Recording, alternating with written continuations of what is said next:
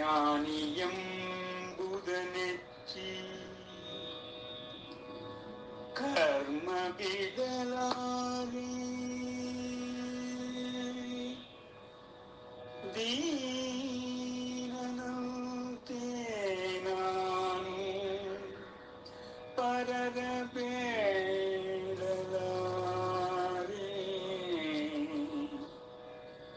ಮಾನಾಭಿಮಾನವ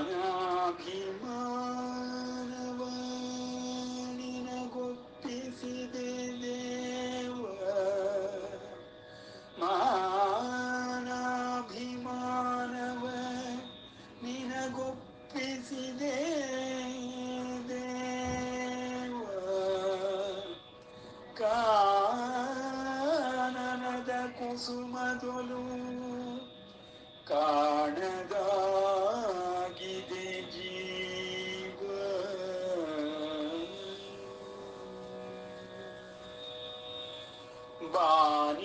ಬಾನಿಗಿಲ್ಲವೋ ಎಲ್ಲೇ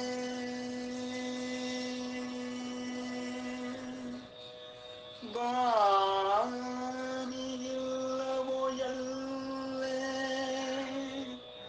ಶುಭತಾರೆಯ ಮಹಾಭಾವ ಶುಭತಾರೆಯ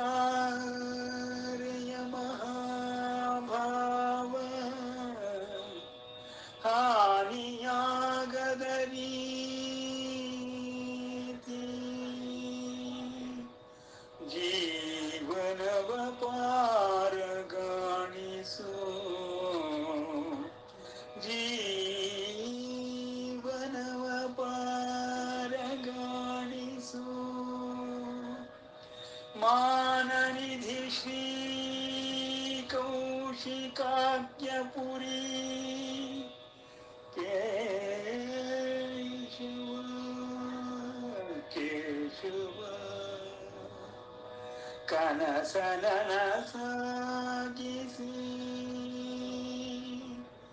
ರಕ್ಷಿಸು ನಮ್ಮ ನನವರತ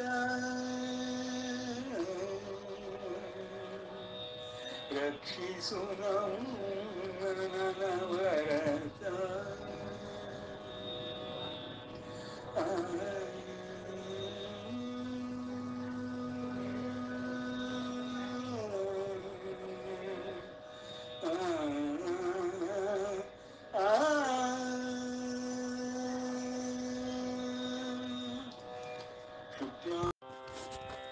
ಶುಕ್ಲಾಂಬರಧರಂ ವಿಷ್ಣುಂ ಶಶಿವರ್ಣಂ ಚತುರ್ಭುಜಂ ಪ್ರಸನ್ನವದನಂ ಧ್ಯಾಯೇತ್ ಸರ್ವವಿಘ್ನೋಪಶಾಂತಯೇ ಅಗಜಾನನ ಪದ್ಮಾರ್ಕಂ ಗಜಾನನಮಹರ್ನಿಶಂ ಅನೇಕದಂತಂ ಭಕ್ತಾನಾಂ ಏಕದಂತಮುಪಾಸ್ಮಹೇ ತಮೇವ ಶರಣಂ ಗಚ್ಚ ಸರ್ವಭಾವೇನ ಭಾರತ ತತ್ಪ್ರಸಾದಾತ್ ಪರಾಂ ಶಾಂತಿಂ ಸ್ಥಾನಂ ಪ್ರಾಪ್ಸ್ಯಸಿ ಶಾಶ್ವತಂ ಇತಿ ತೇ ಜ್ಞಾನಮಾಖ್ಯಾತಂ ಗುಹ್ಯಾತ್ ಗುಹ್ಯತರಂ ಮಯಾ ವಿಮೃಶ್ಯೈಯೇತದಶೇಷೇಣ ಯಥೇಚ್ಛಸಿ ತಥಾ ಕುರು ಮನ್ಮನಾ ಭವ ಮದ್ಭಕ್ತೋ ಮದ್ಯಾಜೀ ಮಾಂ ನಮಸ್ಕುರು ಮಾಮೇ ವೈಷ್ಯಸಿ ಸತ್ಯಂ ತೇ ಪ್ರತಿಜಾನೇ ಪ್ರಿಯೋಸಿ ಮೇ ಸರ್ವಧರ್ಮಾನ್ ಪರಿತ್ಯಜ್ಯ ಮಾಮೇಕಂ ಶರಣಂ ವ್ರಜ ಅಹಂ ತ್ವಾ ಸರ್ವಪಾಪೇಭ್ಯೋ ಮೋಕ್ಷಯಿಷ್ಯಾಮಿ ಮಾ ಶುಚಃ ಅಂಬ ತ್ವಾಮನಿಸಂ ದದಾಮಿ ಭಗವದ್ಗೀತೆ ಭವದ್ವೇಷಿಣೀ. ಇದುವರೆಗೆ ನಾವು ಭಗವದ್ಗೀತಾ ಜ್ಞಾನ ಅಭ್ಯಾಸದ 8ನೇ ಅಧ್ಯಾಯವನ್ನು ಪ್ರವೇಶ ಮಾಡಿ 8ನೇ ಅಧ್ಯಾಯದ ಕೊನೆಗೆ ಬಂದು ನಿಂತಿದ್ದೇವೆ. ಪರಮಾತ್ಮನು 8ನೇ ಅಧ್ಯಾಯದಲ್ಲಿ ಆರಂಭದ ಭಗವದ್ಗೀತಾ ಶ್ಲೋಕದಲ್ಲಿ ಏನು ಹೇಳಿದನೋ ಅದನ್ನು ವಿವರವಾಗಿ ಕೊಡುತ್ತಾ, ಸಾವು ಎಂದರೆ ಅರ್ಜುನ, ನೀನು ತಿಳಿದಂತೆ ನಾವುಗಳೆಲ್ಲರೂ ಎಲ್ಲ ರಾಜರುಗಳು ನೀನು ಸೇರಿ ಯಾರೂ ಹಿಂದೆ ಇದ್ದಿಲ್ಲ ಎಂಬುದಾಗಿ ಅರ್ಥವಲ್ಲ, ಮುಂದೆ ಇರುವುದೂ ಇಲ್ಲ ಎಂಬುದಾಗಿಯೂ ಅರ್ಥವಲ್ಲ. ಎಲ್ಲ ಕಾಲದಲ್ಲಿಯೂ ನಾವುಗಳು ಎಲ್ಲರೂ ಇದ್ದೇ ಇರುತ್ತೇವೆ. ಆದರೆ ಸಾವಿನ ವಿಷಯದಲ್ಲಿ ನೀನು ವ್ಯಕ್ತ ಅವ್ಯಕ್ತಗಳನ್ನು ತಿಳಿದುಕೊಳ್ಳದೆ ದುಃಖ ಪಡುವುದರಲ್ಲಿ ಅರ್ಥವಿಲ್ಲ. ಸಾವು ಎಂದರೆ ಈ ಭೌತಿಕ ಶರೀರಕ್ಕೆ ಮಾತ್ರ ಉಂಟಾಗುವಂಥದ್ದು. ದೇಹಕ್ಕಾಗುವ ಸಾವು ದೇಹಿಗೆ ಆಗುವುದಿಲ್ಲ. ದೇಹಿಯು ಜನ್ಮಾಂತರ ಪ್ರಾಪ್ತಿಯನ್ನು ಮತ್ತು ಉತ್ತಮ ಸದ್ಗತಿಯನ್ನು ಪಡೆಯುವನು ಮತ್ತು ತನ್ನ ಮೂಲ ಸ್ಥಾನಕ್ಕೆ ಹಿಂದಿರುಗುವನು. ಅದನ್ನೇ ಮೋಕ್ಷವೆಂಬುದಾಗಿ ಹೇಳುತ್ತಾರೆ ಎಂದು ಭಗವಂತನು ಅರ್ಜುನನಿಗೆ ಸಾವಿನ ವಿಷಯದಲ್ಲಿ ಮೊದಲ 2 ಶ್ಲೋಕಗಳಲ್ಲಿ ತಿಳಿಸಿದಂತೆ ಸಾವು ಅನ್ನುವುದನ್ನು ವಿವರಿಸುತ್ತಾ 8ನೇ ಅಧ್ಯಾಯದಲ್ಲಿ ಸಂಪೂರ್ಣವಾಗಿ ಸ್ಥಾನ ಅಥವಾ ಪದವಿ ಮತ್ತು ಕ್ಷೇತ್ರ ಎಂಬುದನ್ನು ವಿವರಿಸುತ್ತಾ ಕಾಲ ಮತ್ತು ಸ್ಥಾನಗಳ ಉತ್ಕೃಷ್ಟತೆಯನ್ನು ಎತ್ತಿ ಹಿಡಿದಿದ್ದಾನೆ. ನಾವು 8ನೇ ಅಧ್ಯಾಯದ 22ನೇ ಶ್ಲೋಕದವರೆಗೆ ತಿಳಿದುಕೊಂಡಂತೆ ಭಗವಂತನು ಎಲ್ಲರ ಹೃದಯ ಮಂದಿರದಲ್ಲಿ ನೆಲೆಸಿರುವನು. ಆ ಭಗವಂತನನ್ನು ಹೊಂದುವುದೇ ಎಲ್ಲ ಜೀವಗಳ ಗುರಿಯಾಗಬೇಕು. ಎಲ್ಲ ಜೀವಿಗಳಿಗೂ ದೇಹವೆಂಬುದೊಂದು ಸೃಷ್ಟಿಯಾಗುತ್ತಲೇ ಇರುತ್ತದೆ ಮತ್ತು ನಷ್ಟವಾಗುತ್ತಲೇ ಇರುತ್ತದೆ. ಸಾವು ಉಂಟಾಗುತ್ತಲೇ ಇರುತ್ತದೆ. ಆ ಸಾವಿಗಾಗಿ ಅಂಜುವ ಅವಶ್ಯಕತೆಯೂ ಇಲ್ಲ. ಎಲ್ಲವೂ ಮುಗಿದು ಹೋಯಿತೆಂಬ ಭ್ರಮೆಯೂ ಬೇಡ. ಮುಂದಿನ ಜನ್ಮಗಳು ಎಲ್ಲರಿಗೂ ಉಂಟೇ ಉಂಟು. ಜಾತಸ್ಯ ಹಿ ಧ್ರುವೋ ಮೃತ್ಯು ಧ್ರುವಂ ಜನ್ಮ ಮೃತಸ್ಯ ಚ. 2ನೆಯ ಧ್ರುವಂ ಜನ್ಮ ಮೃತಸ್ಯ ಚ ಅನ್ನುವುದು ಅತ್ಯಂತ ನಿರ್ದಿಷ್ಟವಾಗಿ ನಿಖರವಾಗಿ ಹೇಳುತ್ತಿರುವಂತಹ ಮಾತುಗಳು. ಆದರೆ ಸಾಮಾನ್ಯ ವ್ಯಕ್ತಿಯು ಸಾವಿಗೂ ಮತ್ತು ಯೋಗಿಯ ಸಾವಿಗೂ ವ್ಯತ್ಯಾಸಗಳೇನು ಎಂಬುದನ್ನು ಪರಮಾತ್ಮನು ತಿಳಿಸಿಕೊಡುತ್ತಾ, ಯೋಗ ಮಾರ್ಗದಲ್ಲಿರುವಂತಹ ಆಧ್ಯಾತ್ಮಿಕ ಸಾಧನೆಗಳನ್ನು ಮಾಡುತ್ತಿರುವಂತಹ ವ್ಯಕ್ತಿಯನ್ನು ಯೋಗಿ ಎಂಬುದಾಗಿಯೂ, ಆ ಯೋಗಿಗಳಿಗೆ ಸಾವಿನ ನಂತರದಲ್ಲಿ 2 ಗತಿಗಳು ಉಂಟಾಗುತ್ತದೆ. ಆ 2 ಗತಿಗಳನ್ನು ಪರಮಾತ್ಮನು ವರ್ಣಿಸುತ್ತಾ, ಕಾಲವನ್ನು ವರ್ಣಿಸುತ್ತಾ, ಬ್ರಹ್ಮನ 1 ಹಗಲು 1000 ಯುಗಗಳು ಮತ್ತು ಬ್ರಹ್ಮನ 1 ರಾತ್ರಿ 1000 ಯುಗಗಳು ಎಂಬುದಾಗಿ ತಿಳಿಸಿಕೊಡುತ್ತಾ, ಮುಂದೆ ಯಾವ ಸ್ಥಾನವನ್ನು ಸೇರಿಕೊಳ್ಳುತ್ತಾನೆ ಪ್ರತಿಯೊಂದು ಜೀವನು ಅಥವಾ ಜೀವಾತ್ಮನು ದೇಹವನ್ನು ತೊರೆದ ಒಡನೆಯೇ ಯಾವ ಒಂದು ಗತಿಯನ್ನು ಪಡೆಯುತ್ತಾನೆ, ಯಾವ ಸ್ಥಾನಕ್ಕೆ ಹೋಗಿ ಸೇರಿಕೊಳ್ಳುತ್ತಾನೆ ಎಂಬುದನ್ನು 22ನೇ ಶ್ಲೋಕದಲ್ಲಿ ಪರಮಾತ್ಮನು ವರ್ಣಿಸುತ್ತಾ, ಯಸ್ಥಾಂತಸ್ಥಾನಿಭೂತಾನಿ ಯಸ್ಯಾಂತಸ್ಥಾನಿಭೂತಾನಿ ಅಂತಸ್ಥಾನಿ ಯಸ್ಯ, ಯಾರ ಒಳಗಡೆ ಇರುವಂತಹ ಹೃದಯ ಕಮಲವೆಂಬ ಸ್ಥಾನವನ್ನು ಪಡೆದುಕೊಳ್ಳುತ್ತಾನೋ ಸೇರುತ್ತಾನೆಯೋ ಅವನು ನನ್ನನ್ನೇ ಸೇರಿದವನಾಗುತ್ತಾನೆ. ಏಕೆಂದರೆ ಎಲ್ಲ ಹೃದಯ ಮಂದಿರಗಳಲ್ಲಿ ನಾನು ನಿವಾಸ ಮಾಡುವ ಸ್ಥಳವಾಗಿರುತ್ತದೆ. ಆ ಸ್ಥಾನವನ್ನೇ ಪ್ರತಿಯೊಬ್ಬರೂ ಮೂಲ ಸ್ಥಾನವನ್ನಾಗಿ ತಿಳಿದುಕೊಳ್ಳಬೇಕು. ಎಲ್ಲರೂ ಆ ಮೂಲ ಸ್ಥಾನಕ್ಕೆ ಹೋಗಿಯೇ ಹೋಗುತ್ತಾರೆ ಎಂಬುದಾಗಿ ಪರಮಾತ್ಮನು ಯೋಗಿಯು ಹೋಗುವ ಸ್ಥಾನವನ್ನು ವರ್ಣಿಸುತ್ತಿದ್ದಾನೆ. ಸಾಮಾನ್ಯ ಮನುಷ್ಯನು ಯೋಗಿಯಾದ ಮೇಲೆ ಪರಮಾತ್ಮನು ಹೇಳುತ್ತಿರುವಂತಹ ಅಂತಸ್ಥಾನಿ ಎಂಬ ಗತಿಯನ್ನು ಪಡೆಯುತ್ತಾನೆ. ಯೋಗಿಯಾಗದೆ ಸಾಮಾನ್ಯ ಮನುಷ್ಯನೂ ಪಡೆಯಬಹುದು, ಅಜಮೀಳನ ಥರ. ಆದರೆ ಅದು ಭಗವತ್ ಕೃಪೆಯಿಂದ ಸಾಧ್ಯವಾಗುವುದು. ಮನುಷ್ಯ ಪ್ರಯತ್ನದಿಂದ ಸಾಧ್ಯವಾಗಬೇಕಾದರೆ ಪ್ರತಿಯೊಂದು ಮನುಷ್ಯನೂ ಪ್ರತಿಯೊಂದು ಜೀವಿಯೂ ಯೋಗಿಯಾಗಬೇಕು. ಯೋಗಿಯಂತೆ ಯತಿಯಂತೆ ಈ ಜೀವನವನ್ನು ನಡೆಸಿದಾಗ, ಭಗವಂತನಲ್ಲಿ ಅನನ್ಯ ಭಕ್ತಿಯನ್ನು ಹೊಂದಿದಾಗ, ಶ್ರದ್ಧೆಯಿಂದ ಎಲ್ಲ ಜ್ಞಾನವನ್ನು ಪಡೆದುಕೊಂಡು ಆ ಒಂದು ಪರಮಾತ್ಮನನ್ನು ತಲುಪಲು ಬೇಕಾದ ಜ್ಞಾನವನ್ನು ಮತ್ತು ಸಾಧನೆಯನ್ನು ಮಾಡುತ್ತಾನೆ. ಅಂತಹ ಯೋಗಿಯು 2 ಗತಿಗಳನ್ನು ಹೊಂದಿರುತ್ತಾನೆ ಈ ದೇಹವನ್ನು ತ್ಯಾಗ ಮಾಡಿದ ನಂತರದಲ್ಲಿ. ನೋಡಿ, ತ್ಯಾಗ ಮಾಡಿದ ನಂತರದಲ್ಲಿ ಎಂಬುದಾಗಿಯೇ ತಿಳಿದುಕೊಳ್ಳಬೇಕು. ಎಲ್ಲರೂ ಸಾಮಾನ್ಯರು ತ್ಯಾಗ ಮಾಡುವುದಿಲ್ಲ ದೇಹವನ್ನು. ತುಂಬ ಕಷ್ಟಪಟ್ಟು ನಾವು ಸಾಯಲು ಇಷ್ಟವಿಲ್ಲ ಎಂಬಂತೆ ಹೋರಾಡಿ ಹೋರಾಡಿ ಕೊನೆಗೆ ಒಮ್ಮೆ ಯಾವುದೋ ಒಂದು ಹೊರಗಡೆಯ ಶಕ್ತಿ ನಮ್ಮನ್ನು ಎಳೆದುಕೊಂಡು ಹೋಗುವುದನ್ನು ನಾವು ಕಾಣಬಹುದು. ಪ್ರತಿ ದೇಹವು ಪ್ರತಿಯೊಂದು ಕ್ಷಣದಲ್ಲಿಯೂ ಆ ಜೀವವನ್ನು ಉಳಿಸಿಕೊಳ್ಳಲು, ಪ್ರಾಣವನ್ನು ಉಳಿಸಿಕೊಳ್ಳಲು ಹೋರಾಟ ನಡೆಸುತ್ತದೆ. ಇದು ಪ್ರಕೃತಿ ಧರ್ಮ. ದೇಹವೆಂದರೆ ಪ್ರಕೃತಿ. ಪ್ರಕೃತಿಯು ತಾನು ತನ್ನೊಳಗೆ ಹುದುಕಿಸಿರುವ ಪ್ರಾಣವನ್ನಾಗಲಿ ಜೀವವನ್ನಾಗಲಿ ಅಷ್ಟು ಸುಲಭವಾಗಿ ಬಿಟ್ಟುಕೊಡುವುದಿಲ್ಲ. ಆ ಥರ ಈ ಒಂದು ಪ್ರಕೃತಿಯನ್ನೇ ಪರಮಾತ್ಮನು ಸೃಷ್ಟಿಸಿದ್ದಾನೆ. ಇಂತಹ ಪ್ರಕೃತಿ, ಇದಕ್ಕೆ ಮಾಯೆ ಎಂಬುದಾಗಿಯೂ ಪರಮಾತ್ಮನು ಹೇಳುತ್ತಾ ಮುಂದಿನ ಶ್ಲೋಕಗಳಲ್ಲಿ ಆ ಮಾಯೆಯೊಳಗೆ ತಾನು ಬೀಜವನ್ನು ಇಡುವುದಾಗಿಯೂ, ಆ ರೀತಿ ಸೃಷ್ಟಿಯ ಆದಿ ಮತ್ತು ಸೃಷ್ಟಿಯ ಅಂತ್ಯಗಳು ಆಗುವುದಾಗಿಯೂ ಪರಮಾತ್ಮನು ತಿಳಿಸುತ್ತಾನೆ. ಈ ರೀತಿ ಈ ದೇಹವೆಂಬುದನ್ನು ಪ್ರತಿಯೊಬ್ಬ ಮನುಷ್ಯನು ಜೀವಕ್ಕೆ ಅಥವಾ ಆತ್ಮನಿಗೆ ಬದಲಾಗಿ ತಾನೇ ಆ ದೇಹವೇ ಕೊನೆಯುವುದು, ದೇಹವು ಸತ್ತ ನಂತರದಲ್ಲಿ ತಾನೂ ಸತ್ತು ಹೋಗುತ್ತೇನೆ ಎಂಬ ಭ್ರಮೆಯಲ್ಲಿ ಬಿದ್ದು ಬಿಡುತ್ತಾನೆ. ಇದೇ ಮಾಯೆ, ಅವಿದ್ಯೆ, ಅಜ್ಞಾನ ಎಂಬುದನ್ನು ಆಧ್ಯಾತ್ಮ ಗ್ರಂಥಗಳು ಸದಾ ವರ್ಣಿಸುತ್ತಿರುತ್ತದೆ. ಹೀಗೆ ಪರಮಾತ್ಮನು ಈ ಆಧ್ಯಾತ್ಮ ಜ್ಞಾನವನ್ನು ಅರ್ಜುನನಿಗೆ ಬೋಧಿಸುತ್ತಾ, ಆಧ್ಯಾತ್ಮ ಜ್ಞಾನವನ್ನು ಅರ್ಜುನನಿಗೆ ಬೋಧಿಸುವ ಪ್ರಮೇಯವಾದರೂ ಏನಿತ್ತು?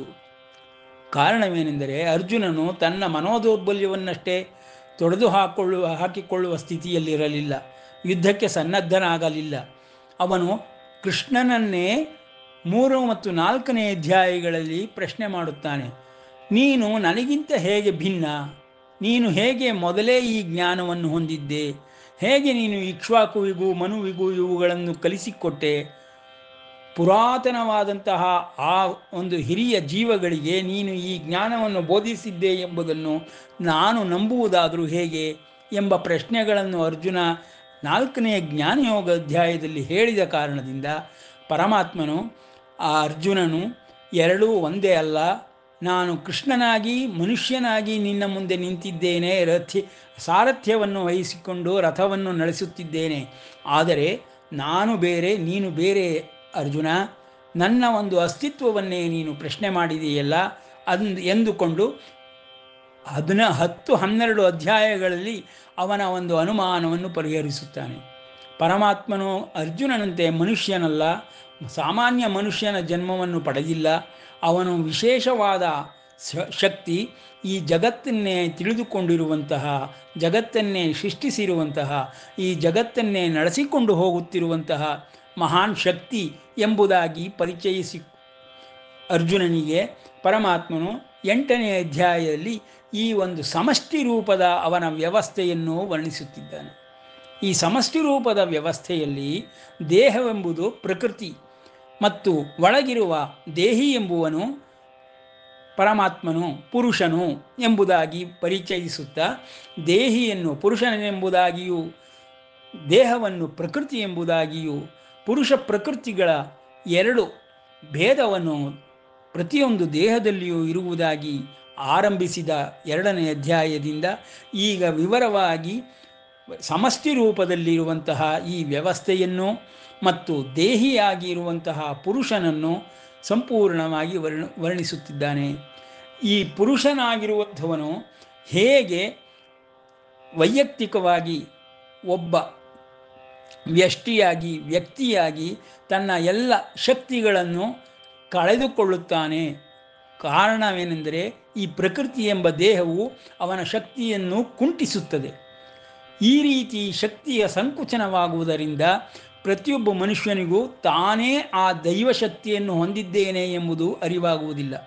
ಆದರೆ ಪರಮಾತ್ಮನಿಗೆ ಪ್ರಕೃತಿಯ ಮೇಲೆ ಸಂಪೂರ್ಣವಾದ ನಿಯಂತ್ರಣವಿರುವುದರಿಂದ ಅವನ ದೇಹವು ಅವನ ಶಕ್ತಿಯನ್ನು ಕುಗ್ಗಿಸಲಾರದು, ಸಂಕುಚಿತ ಮಾಡಲಾರದು. ಅವನು ತನ್ನ ಸರ್ವಶಕ್ತಿಯನ್ನು ಪ್ರಯೋಗ ಮಾಡಬಲ್ಲವಂಥವನಾಗಿರುತ್ತಾನೆ ಎಂಬ ವ್ಯತ್ಯಾಸವನ್ನು ಅರ್ಜುನನಿಗೆ ತೋರಿಸುವುದಕ್ಕೋಸ್ಕರವಾಗಿ ಪರಮಾತ್ಮನು ಪುರುಷನನ್ನಾಗಿ ತನ್ನನ್ನು ತಾನು ಹೇಳಿಕೊಂಡು ಪ್ರಕೃತಿ ಒಳಗೆ ಇರುವ ಅರ್ಜುನನ ದೇಹದಲ್ಲಿ ಇರುವಂತಹ ಆತ್ಮನನ್ನು ಜೀವಾತ್ಮನೆಂಬುದಾಗಿಯೂ ಅವನು ಬಂಧನಕ್ಕೆ ಒಳಪಟ್ಟಿರುವಂತಹ ತನ್ನ ಸರ್ವಶಕ್ತಿಯನ್ನು ಸಂಕುಚಿತಗೊಳಿಸಿಕೊಂಡಿರುವಂತಹ ಪರಮಾತ್ಮನ ಅಂಶವೇ ಆಗಿರುತ್ತಾನೆ ಎಂಬುದನ್ನು ಮನದಟ್ಟು ಮಾಡಿಸುತ್ತಾ ಶ್ರೀಕೃಷ್ಣನು ಈ ಶ್ಲೋಕದಲ್ಲಿ ಪ್ರತಿಯೊಂದು ಜೀವಾತ್ಮನು ಎಲ್ಲಿಗೆ ಹೋಗುತ್ತಾನೆ, ಯಾವ ಸ್ಥಾನಕ್ಕೆ ಹೋಗುತ್ತಾನೆ ಎಂಬುದನ್ನು ತಿಳಿಸುತ್ತಿದ್ದಾನೆ. ಸ್ಥಾನ ಅಂತಸ್ಥಾನಿ ಅಂದರೆ ತನ್ನ ಒಳಗಿರುವ ಸ್ಥಾನಕ್ಕೆಯೇ, ಹೃದಯ ಮಂದಿರದೊಳಗೆ ತಾನು ಪ್ರವೇಶ ಮಾಡಿ ಅಲ್ಲಿಯೇ ನೆಲೆ ನಿಲ್ಲುತ್ತಾನೆ. ಇದನ್ನೇ ಮೋಕ್ಷವೆಂಬುದಾಗಿ ಹೇಳುತ್ತಾರೆ. ತನ್ನಲ್ಲಿರುವಂತಹ 3 ಶರೀರಗಳನ್ನು, ಶರೀರತ್ರಯಗಳನ್ನು, ಕಾರಣ, ಸೂಕ್ಷ್ಮ ಹಾಗೂ ಭೌತಿಕ ಶರೀರಗಳನ್ನು ಯಾರು ತ್ಯಾಗ ಮಾಡಬಲ್ಲನೋ ಅಂತಹ ಮಹಾಯೋಗಿಯು ಸಕಲ ಸಿದ್ಧಿಗಳನ್ನು, ತಪಸ್ಸಿದ್ಧಿಯನ್ನು ಅದರಲ್ಲಿ ಪ್ರದರ್ಶಿಸುತ್ತಾ 3 ದೇಹಗಳನ್ನು ತೊರೆದು ಬಿಡುವನು, ತ್ಯಜಿಸುವನು. ಅಂತಹವನು ಮೋಕ್ಷವನ್ನು ಪಡೆಯುವನು ಎಂದರೆ ಅಂತಸ್ಥಾನಿಯಾಗುವನು. ಅಂತಸ್ಥಾನಿಯಾಗಿ ಎಲ್ಲ ಭೂತಗಳಂತೆ ತಾನು ಪರಮಾತ್ಮನ ಸನ್ನಿಧಾನವನ್ನು ಸೇರಿಕೊಳ್ಳುವನು. ಪರಮಾತ್ಮನು ಎಲ್ಲರ ಹೃದಯ ಕಮಲದಲ್ಲಿಯೇ ಇರುವುದರಿಂದ ಅದೇ ಪರಮ ಪದವಿ ಎಂಬುದಾಗಿ ಪರಮಾತ್ಮನು ಇಲ್ಲಿ ಅಂತಸ್ಥಾನಿ ಎಂಬ ಪದವನ್ನು ಪ್ರಯೋಗ ಮಾಡಿ ಸಕಲ ಭೂತಗಳು ಹೋಗುವ ಸ್ಥಾನವನ್ನು ತಿಳಿಸುತ್ತಿದ್ದಾನೆ. 8ನೇ ಅಧ್ಯಾಯ 22ನೇ ಶ್ಲೋಕದಲ್ಲಿ ಪುರುಷಃ ಸಹ ಪಾರ್ಥ ಭಕ್ತ್ಯಾ ಲಭ್ಯಸ್ತ್ವನನ್ಯಯ ಯಸ್ಯಾಂತಸ್ಥಾನಿ ಭೂತಾನಿ ಏನ ಸರ್ವಮಿದಂ ಜಗತ್. ಅಂತಹ ಸ್ಥಾನದಲ್ಲಿ ಇರುವಂತಹ ಪರಮಾತ್ಮನು ಅವನಿಂದ ಇಡೀ ಜಗತ್ತನ್ನೇ ವ್ಯಾಪಿಸಿ ಸೃಷ್ಟಿಸಿದ್ದಾನೆ ಎಂಬುದಾಗಿ ಪರಮಾತ್ಮನು ಆ ಸ್ಥಾನದಲ್ಲಿ ತಾನೇ ಇರುವುದಾಗಿಯೂ ಅದೇ ಪರಮ ಪದವಿ ಎಂಬುದಾಗಿಯೂ ವರ್ಣಿಸುತ್ತಾ ಮುಂದಿನ ಶ್ಲೋಕದಲ್ಲಿ ಯಾವ ಯಾವ ಕಾಲದಲ್ಲಿ ಯಾವ ಯಾವ ರೀತಿಯಲ್ಲಿ ಪ್ರತಿಯೊಂದು ಜೀವಾತ್ಮನು ಈ ದೇಹವನ್ನು ಬಿಡುತ್ತಾನೋ ಅದು ಅವನ ಮುಂದಿನ ಗತಿಯನ್ನು ನಿರ್ಧಾರ ಮಾಡುತ್ತದೆ ಎಂಬುದಾಗಿ ವರ್ಣಿಸುತ್ತಾನೆ. ಇಲ್ಲಿ ಸಾಮಾನ್ಯ ಮನುಷ್ಯ, ಸಾಮಾನ್ಯ ಜೀವಿ, ಸಾಮಾನ್ಯ ಭೂತನಿಗೆ ಹೇಳುವಂತಹ ಗತಿಗಳಲ್ಲ. ಕಾರಣವೇನೆಂದರೆ ಯೋಗಿಗಳಾಗಿದ್ದಂಥವರು ಈ ದೇಹವನ್ನು ತಾವಾಗಿಯೇ ತ್ಯಜಿಸಿ ಹೊರ ಹೋಗಬಲ್ಲರು. ಅಂತಹ ಯೋಗಿಗಳಿಗೆ ಇರುವ 2 ಮಾರ್ಗಗಳನ್ನು ಪರಮಾತ್ಮನು ತಿಳಿಸುತ್ತಿದ್ದಾನೆ. ಸಾಮಾನ್ಯರು ತಾವಾಗಿಯೇ ಈ ದೇಹವನ್ನು ತ್ಯಜಿಸುವ ಶಕ್ತಿಯನ್ನು, ಸಿದ್ಧಿಯನ್ನು ಪಡೆದುಕೊಂಡಿರುವುದಿಲ್ಲ. ಅವರುಗಳೆಲ್ಲರೂ ಸಾಮಾನ್ಯರಂತೆ ದೇಹಕ್ಕೆ ಅಂಟಿಕೊಂಡಿರುವುದರಿಂದ ಆ ದೇಹದಿಂದ ಬಿಡಿಸಿಕೊಳ್ಳಲಾರದೆ, ದೇಹದ ಮೇಲೆ ಯಾವ ರೀತಿಯ ನಿಯಂತ್ರಣವನ್ನು ಸಾಧಿಸಲಾರದೆ ಸಾಮಾನ್ಯರಾಗಿಯೇ ಇದ್ದು ಬಿಡುತ್ತಾರೆ. ಯಾರು ಸಾಧನೆಯನ್ನು ಮಾಡಿ ಯೋಗಾಭ್ಯಾಸವನ್ನು ಮಾಡಿ ಯೋಗಿಯಾಗಿರುತ್ತಾರೋ ಅಂತಹ ಯೋಗಿಗಳಿಗೆ 2 ಮಾರ್ಗಗಳನ್ನು ಪರಮಾತ್ಮನು ಮುಂದಿನ ಶ್ಲೋಕಗಳಲ್ಲಿ ವರ್ಣಿಸುತ್ತಾ ಯತ್ರ ಕಾಲೇ ತು ಅನಾವೃತ್ತಿ ಆವೃತ್ತಿ ಚ ಏವ ಯೋಗಿನಃ ಯತ್ರ ಕಾಲೇ ತು ಅನಾವೃತ್ತಿಂ ಆವೃತ್ತಿಂ ಚ ಏವ ಯೋಗಿನಃ ಪ್ರಯಾತ ಯಾಂತಿತಂ ಕಾಲಂ ವಕ್ಷ್ಯಾಮಿ ಭರತರ್ಷಭ ಅಗ್ನಿರ್ಜ್ಯೋತಿರಃ ಶುಕ್ಲಃ ಷಣ್ಮಾಸಾ ಉತ್ತರಾಯಣಂ ತತ್ರ ಪ್ರಯಾತ ಗಚ್ಚಂತಿ ಬ್ರಹ್ಮವಿದೋ ಜನಾಃ ಧೂಮೋ ರಾತ್ರಿಸ್ತತಾ ಕೃಷ್ಣಃ ಷಣ್ಮಾಸಾ ದಕ್ಷಿಣಾಯನಂ ತತ್ರ ಚಾಂದ್ರಮಸಂ ಜ್ಯೋತಿ ಯೋಗಿ ಪ್ರಾಪ್ಯ ನಿವರ್ತತೆ. ಮುಂದಿನ 2 ಶ್ಲೋಕಗಳಲ್ಲಿ ಪರಮಾತ್ಮನು ಈ ದೇಹವನ್ನು ತ್ಯಜಿಸಿದ ನಂತರ ತೊರೆದ ಮೇಲೆ ಪ್ರತಿಯೊಬ್ಬನಿಗೂ ಒಂದು ರೂಪ ಉಂಟಾಗುತ್ತದೆ. ಆ ರೂಪದ ವರ್ಣನೆಯನ್ನು ಕೊಡುತ್ತಾ ಚಂದ್ರಮನ ರೂಪದಂತೆ ಹಿಂತಿರುಗಿ ಬರುವಂತಹ ಯೋಗಿಗಳನ್ನು, ಈ ಪುನರ್ಜನ್ಮವನ್ನು ಪಡೆದುಕೊಳ್ಳುವಂತಹ ಇಹಲೋಕಕ್ಕೆ ಬರುವಂತಹ ಯೋಗಿಗಳನ್ನು ವರ್ಣಿಸುತ್ತಾ ಅವರು ಈ ದೇಹವನ್ನು ತ್ಯಾಗ ಮಾಡುವ ಕಾಲಗಳನ್ನು ಮತ್ತು ಸಕಲ ಸೂಚನೆಗಳನ್ನು ತೋರಿಸುತ್ತಿದ್ದಾನೆ. ಹಾಗೆಯೇ ಸೂರ್ಯನಲ್ಲಿ ಸೇರಿಕೊಳ್ಳುವಂತಹ, ಸೂರ್ಯ ಜ್ಯೋತಿಯಲ್ಲಿ ಸೇರಿಕೊಳ್ಳುವಂತಹ ದಿವ್ಯ ಕಾಂತಿಯನ್ನು ಹೊಂದಿರುವಂತಹ ದಿವ್ಯ ರೂಪವನ್ನು ತಳೆಯುವಂತಹ ಯೋಗಿಗಳನ್ನು ಮೊದಲನೆಯ ಶ್ಲೋಕದಲ್ಲಿ ಹೇಳುತ್ತಾ ಅವರ ಗತಿಯನ್ನು, ಅವರ ರೂಪವನ್ನು ವರ್ಣಿಸುತ್ತಿದ್ದಾನೆ. ಅವರು ದೇಹವನ್ನು ತೊರೆದೊಡನೆಯೇ ಅಗ್ನಿ, ಜ್ಯೋತಿ, ಹಗಲು, ಶುಕ್ಲಪಕ್ಷ, ಉತ್ತರಾಯಣದ 6 ಮಾಸಗಳು, ಈ ಕಾಲದಲ್ಲಿ ಯಾರು ದೇಹವನ್ನು ತೊರೆದು ಪ್ರಯಾಣ ಮಾಡುವರೋ ಅಂತಹವರು ಬ್ರಹ್ಮಜ್ಞಾನಿಗಳಾಗುವರು. ಮತ್ತು ಅವರು ಬ್ರಹ್ಮಜ್ಞಾನಿಗಳಾಗಿರುವ ಕಾರಣದಿಂದ ಬ್ರಹ್ಮವನ್ನೇ ಸೇರುತ್ತಾರೆ. ಬ್ರಹ್ಮವನ್ನೇ ಸೇರುತ್ತಾರೆ ಎಂದರೆ ಇಲ್ಲಿ ಆ ಬ್ರಹ್ಮಪದಕ್ಕೆ ನಿಜವಾದ ರೂಪ ಏನೆಂದರೆ ದಿವ್ಯ ರೂಪ. ದಿವ್ಯ ರೂಪವನ್ನು ಹೊಂದಿ ಅವರು ಸೂರ್ಯ ಜ್ಯೋತಿಯಲ್ಲಿ ಲಯವಾಗುತ್ತಾರೆ, ಸೂರ್ಯನ ಬೆಳಕಿನಲ್ಲಿ ಸೇರಿಕೊಳ್ಳುತ್ತಾರೆ ಎಂಬುದಾಗಿ ಪರಮಾತ್ಮನು ಬ್ರಹ್ಮವನ್ನು ಸೇರುತ್ತಾರೆ ಎಂದು ಹೇಳುತ್ತಾನೆ. ಎರಡನೆಯ ಶ್ಲೋಕದಲ್ಲಿ ಬ್ರಹ್ಮನ ಹೊರತಾಗಿ ಚಂದ್ರಮನ ಜ್ಯೋತಿಯನ್ನು ಸೇರಿಕೊಂಡು ಮತ್ತೆ ಚಂದ್ರಮನ ಜ್ಯೋತಿಯಿಂದ ಹಿಂತಿರುಗಿ ಈ ಲೋಕಕ್ಕೆ ಬರುತ್ತಾನೆ ಎಂಬುದಾಗಿ ಎರಡನೆಯ ಸ್ತರದ ಯೋಗಿಗಳನ್ನು ಪರಮಾತ್ಮನು ವರ್ಣಿಸುತ್ತಿದ್ದಾನೆ. ಇದನ್ನು ಮತ್ತು ಕೂಲಂಕುಷವಾಗಿ ವಿವರವಾಗಿ ನಾವು ತಿಳಿದುಕೊಳ್ಳೋಣ ಎಂಬಲ್ಲಿಗೆ ವಿರಮಿಸೋಣ. ಶ್ರೀಕೃಷ್ಣಾರ್ಪಣಮಸ್ತು.